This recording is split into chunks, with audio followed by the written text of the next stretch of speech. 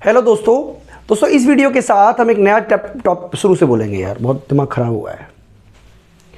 Hello दोस्तों इस video के साथ हम एक नया टॉपिक शुरू कर रहे हैं जिसको हम बोलते हैं सोलो का समृद्धि मॉडल। तो बच्चों, सोलो ने किस तरीके से अपनी आर्थिक समृद्धि को बताया, तो उन्होंने बताया कि आर्थिक समृद्धि 3 कारणों से प्रभावित होती है। एक तो बचत की दर से, क्योंकि बचत और निवेश बराबर होते हैं, इसका मतलब अल्टीमेटली अर्थव्यवस्था में जो बचत की दर है वो प्रभावित करती है। दूसरा जनसंख्या, तीसरा है तकनीक। तो बच्चों देखिए, एक देश गरीब होता है इसलिए गरीब होता है क्योंकि वहाँ पर न तो पूंजी की साधन मौजूद हैं, यानी कि निवेश के मौजूद हैं। तो कोई भी अर्थव्यवस्था गरीबी से अमीर इन 3 चीज़ों में सुधार करके ही बन सकती है, यानी कि या तो वो सेविंग को बढ़ाए जिसको कि निवेश किया जाए।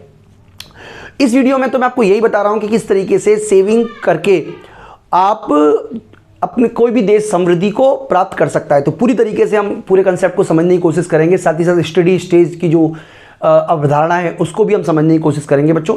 तो ये सारे के सारे नोट्स आपको हमारी ऐप विष्णु इकोनॉमिक्स स्कूल में मिल जाएंगे। ये सारे के सारे नोट्स हैंड रिटन नोट्स हैं, पूरा का पूरा चैप्टर हमने तैयार किया हुआ है। आप हमारी ऐप जो है वो डाउनलोड करके आप इस नोट्स को एक्सेस कर सकते हो ई बुक फॉर्म में। इसके अलावा बच्चों मैं आपको समझा देता हूँ, देखिए किस तरीके से सोलो का मॉडल हमें प्रेजेंट करेगा कि सोलो का जो आर्थिक समृद्धि मॉडल है वो इस बात की व्याख्या करता है कि एक देश किस तरीके से विकास करता है, यानी कि उसके विकास को किस तरीके से जो पूंजीगत वस्तुओं का स्टॉक है वो प्रभावित करता है, जनसंख्या वृद्धि दर प्रभावित करती है और आर्थिक समृद्धि प्रभावित करती है। जिसका उन्होंने इसका आर्टिकल एक लिखा था जिसका नाम था a contribution to the theory of economic growth. उसमें उन्होंने इस पूरी की पूरी थ्योरी को डेवलप किया बच्चों, जो कि मैं आपको समझाने वाला हूँ। ठीक है जी, तो ये अब हम एक एक करके समझते हैं। सबसे पहले मान्यताओं पे चलते हैं। कुछ मान्यताएं, उन मान्यताओं को समझ लेते हैं ताकि हमारा कंसेप्ट अच्छी तरीके से क्लियर हो जाए। जिसमें सबसे पहली मान्यता है केवल एक वस्तु का उत्पादन किया जाता है। इसका मतलब केवल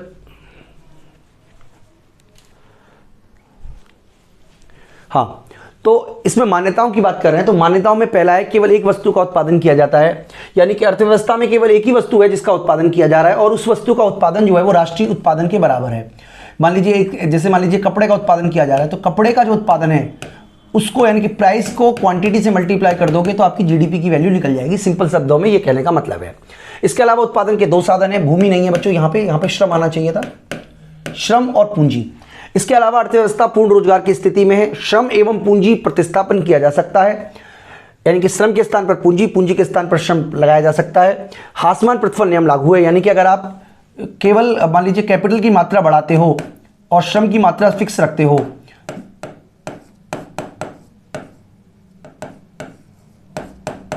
तो आपका जो हासमान प्रतिफल नियम लागू होगा, यानी इस तरीके से आपका प्रोडक्शन फंक्शन बनेगा। टीपी का जो डायग्राम होगा वो इस तरीके से बनेगा। उत्पादन फलन प्रथम डिग्री का रेखीय फलन है। इसका मतलब ये हुआ कि अगर आप दोनों साधनों को दुगना कर दोगे, जैसे मान लीजिए यहाँ पे 4/10 है, अगर हम 8/20 कर दें तो आपका जो उत्पादन है, मान लीजिए अगर पहले 100 का उत्पादन हो रहा था तो अब 200 का उत्पादन होगा, यानी कि रेखीय उत्पादन फलन है। समस्त बचत का निवेश किया जाता है, ये भी हमारी मान्यता है। कीमत एवं मजदूरी परिवर्तनशील है, पूर्ण प्रतियोगिता विद्यमान है और जनसंख्या यानी कि श्रम शक्ति और तकनीक स्थिर है।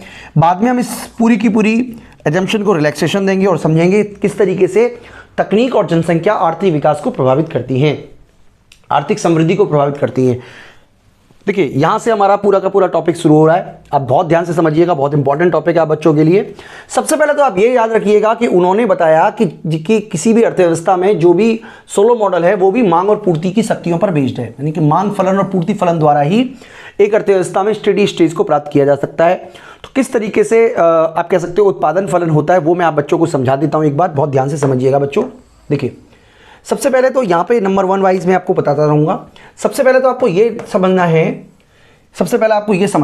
ये क्वेश्चन क्या कहना चाह रही है। देखिए, ये वाली ये क्वेश्चन बता रही है कि हमारा जो उत्पादन है वो 2 चीज़ों पर निर्भर करता है, एक पूंजी पर और एक श्रम पर।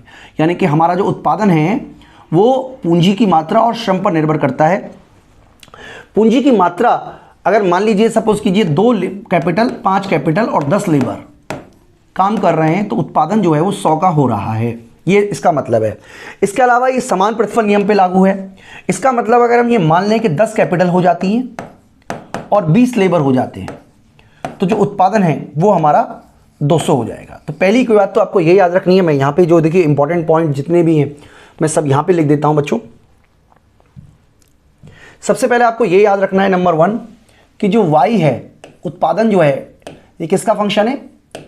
के का और एल का, ये दो चीजों का फंक्शन है। और हमें ये याद रखना है कि अगर हम इसको एल से डिवाइड कर दें, इसका मतलब ये भी एल से डिवाइड हो जाएगा।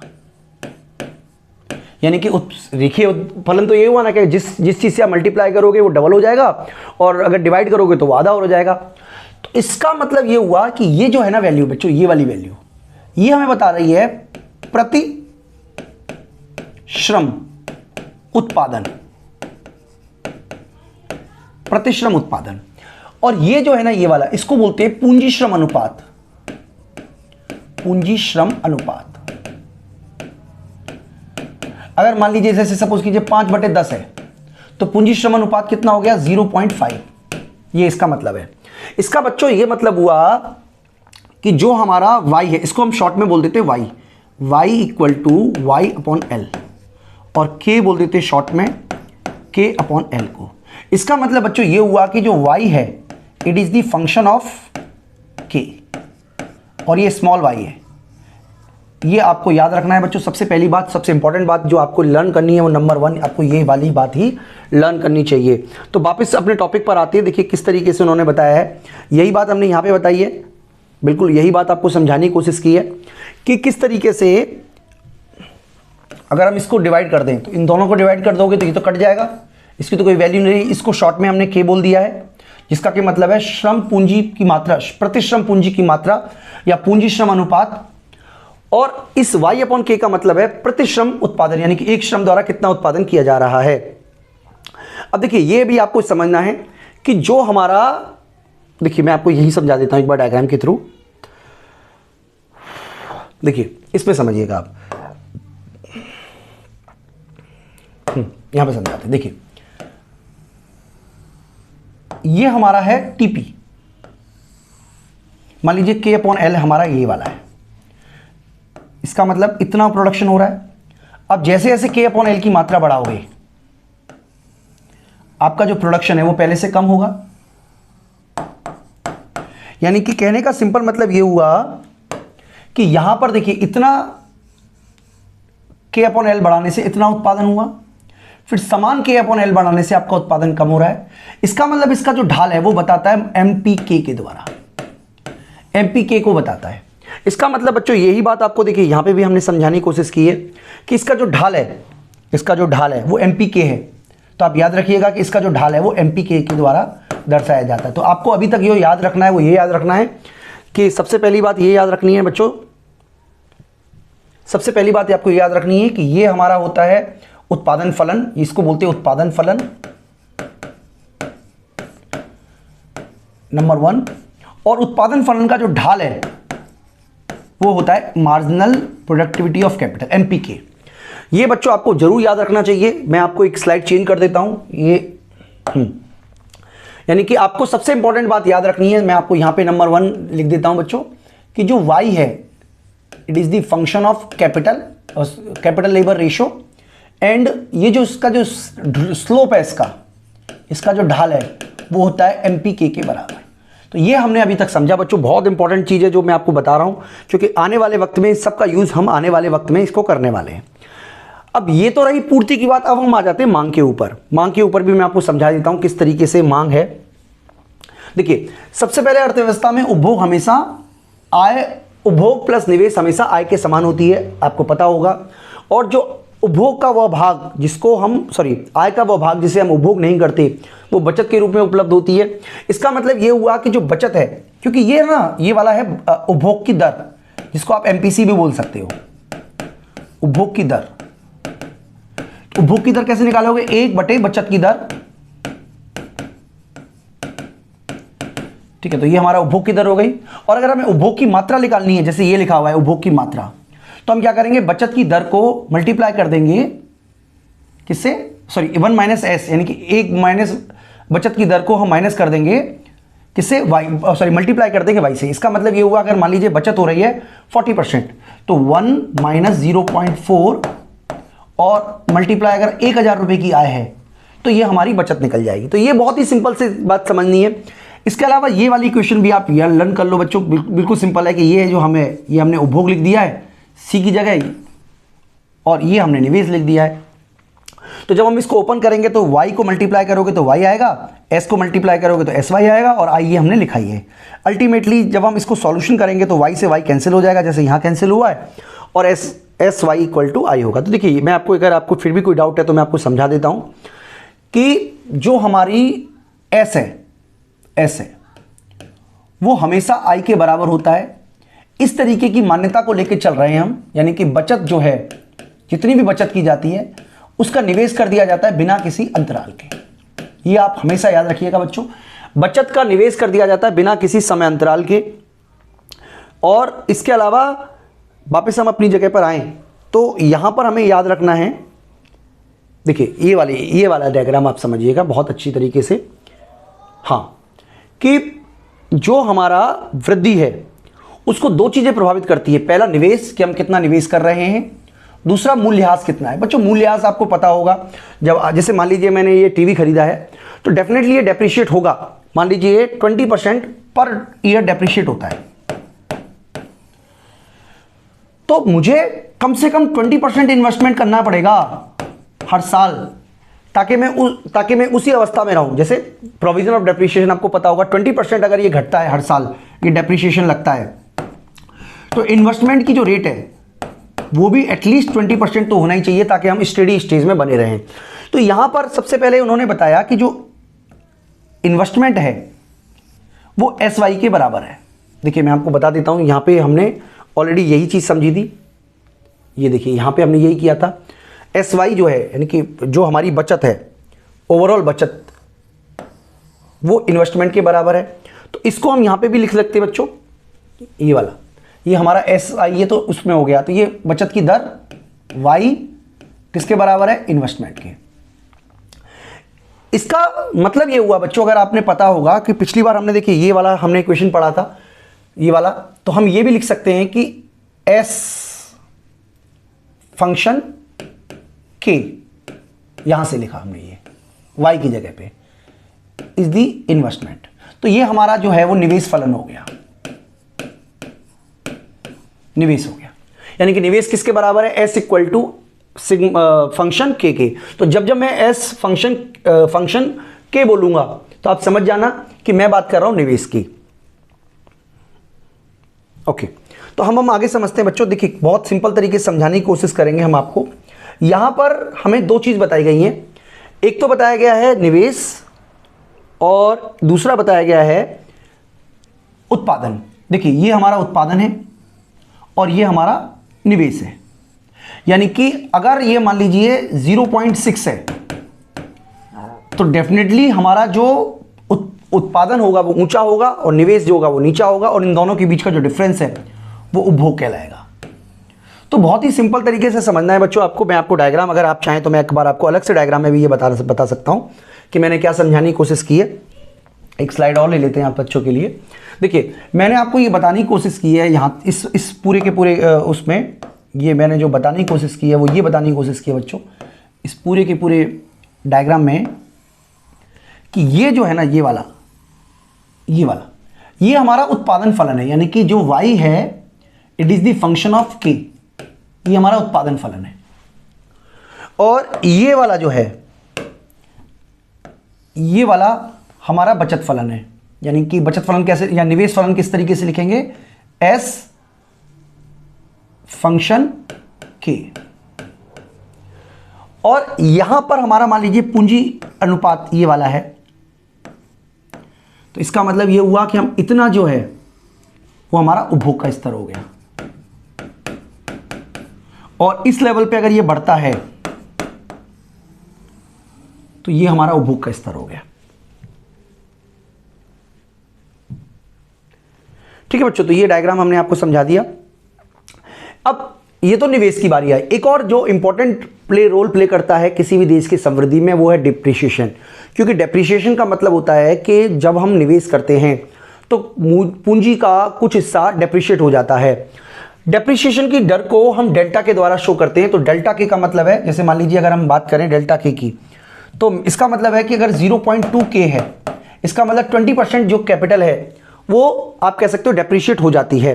तो इसका मतलब ये हुआ कि जो पूंजीगत स्टॉक में वृद्धि होगी उसको कैसे निकालोगे, निवेश में से माइनस कर दोगे डेल्टा के। इसका मतलब अगर आप मान लीजिए आपने 1000 रुपए का निवेश किया और 600 रुपए का आपका डेप्रिशिएट हो गया, तो जो कुल वृद्धि होगी वो 400 रुपए की ही होगी। और अगर मान लीजिए एक ऐसी स्टेज है जिसमें निवेश और डेप्रिसिएशन बराबर बराबर है, इसको बोलते हैं के स्टार। के स्टार का मतलब ये हुआ कि इसमें किसी भी तरीके से पूंजीगत स्टॉक में वृद्धि नहीं होगी और पूंजीगत स्टॉक जो होगा वो डेल्टा के इक्वल टू 0 होगा।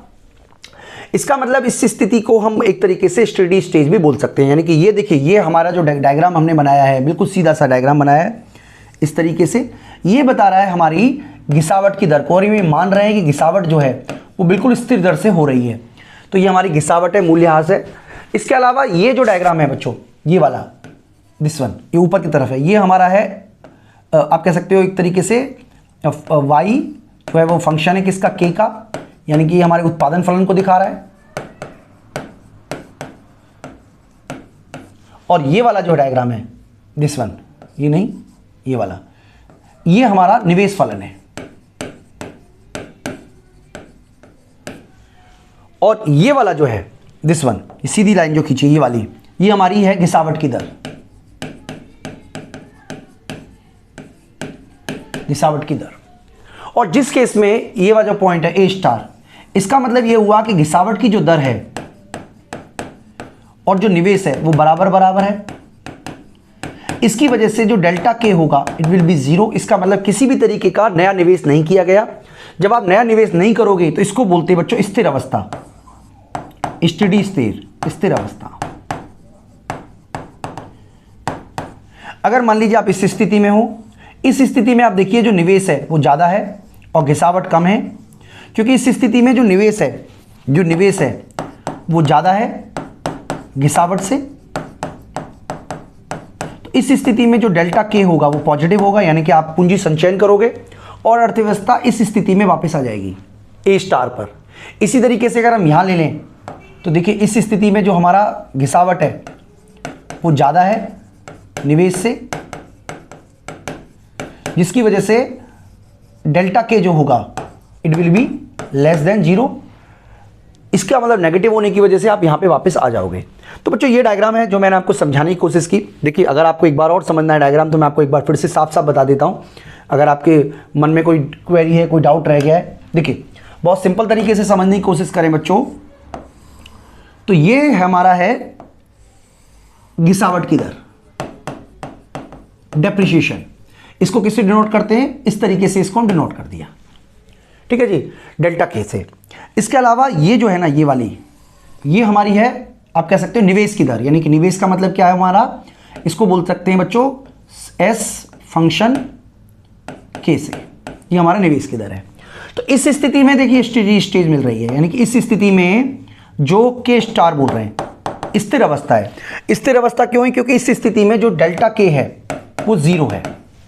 इस केस में आप देखेंगे यहां पे आप देखिए गैप दिख रहा होगा आपको, इसका मतलब इस केस में आपका जो डेल्टा के है वो नेगेटिव है क्योंकि घिसावट ज्यादा हो रही है। इस केस में जो डेल्टा के है वो आपका पॉजिटिव है। तो आप अल्टीमेटली इस जगह पर आ जाओगे और एक बार स्टेडी स्टेज आपको प्राप्त हो जाएगी। इसको ही हम स्थिर अवस्था बच्चों बोलते हैं, जो कि सोलो के द्वारा बताई गई है। ओके जी, ये हमारा डायग्राम हमारा पूरा हो गया। ये मैंने आपको यही बातें बताई हैं जो आपको इसमें लिखी हुई है कि किस तरीके से कमी होगी। अब हम समझते हैं, देखिए स्टडी स्टेज में हम पहुंच गए और अब हमारा लक्ष्य जो है वो है आर्थिक विकास करना। तो अब हम आपको समझाएंगे किस तरीके से, एक बार जब आप स्टडी स्टेज पकड़ लेते हो तो किस तरीके से आप आर्थिक विकास कर सकते हो बच्चों। तो देखिए सबसे पहले बचत द्वारा आर्थिक विकास पर जो प्रभाव पड़ता है उसके बारे में हम बात करते हैं। देखिए सबसे पहले तो हम ये वाले तो सब समझ गए कि जो हमारा घिसावट है वो हमारा निवेश के जब बराबर होगा, यानी कि जो घिसावट है और निवेश बराबर होगा, तो इस स्थिति को हम बोल देंगे स्थिर अवस्था। स्थिर अवस्था, तो हम स्थिर अवस्था से ही प्रारंभ कर रहे हैं और एक डायग्राम के थ्रू समझते हैं कि स्थिर अवस्था से किस तरीके से हम विकास के लक्ष्य को प्राप्त कर सकते हैं बच्चों। देखिए सबसे पहले हम क्या करते हैं कि स्थिर अवस्था का डायग्राम बना लेते हैं। यानी कि अब हमें बताना है कि एक देश आर्थिक विकास किस तरीके से कर सकता है, बचत में वृद्धि करके। तो ये मान लीजिए हमारा है एस फंक्शन के 0 और ये हमारी मान लीजिए घिसावट है डेल्टा के। इस स्थिति को हम बोल रहे हैं स्टेडी स्टेज, इसको ए बोल देते हैं, ये हमारी स्टेडी स्टेज है। यहां पे हम लिखते हैं K/L यानी कि पूंजी श्रम अनुपात, और यह हमारा उत्पादन हो गया, यानी कि ये जितनी भी चीजें हैं वो यहां पे हो जाएगा। उत्पादन लिख लो, निवेश लिख लो, ठीक है जी। अगर मान लीजिए निवेश में वृद्धि होती है, यानी कि बचत में वृद्धि होती है, तो बचत में वृद्धि होती है इसका मतलब ये हुआ कि अगर मान लीजिए आप 0.4% की जगह 0.6% आप बचत करना शुरू कर दो, तो ये जो ग्राफ है आपका ऊपर की तरफ चला जाएगा।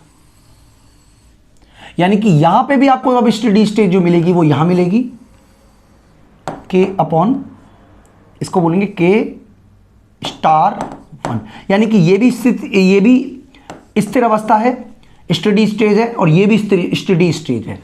तो इसका मतलब ये हुआ बच्चों अल्टीमेटली कि इस तरीके से अगर हम मान लीजिए इसमें उत्पादन फलन बनाते तो डेफिनेटली हमारा जो उत्पादन फलन है वो भी ऊपर की तरफ खिसक जाता।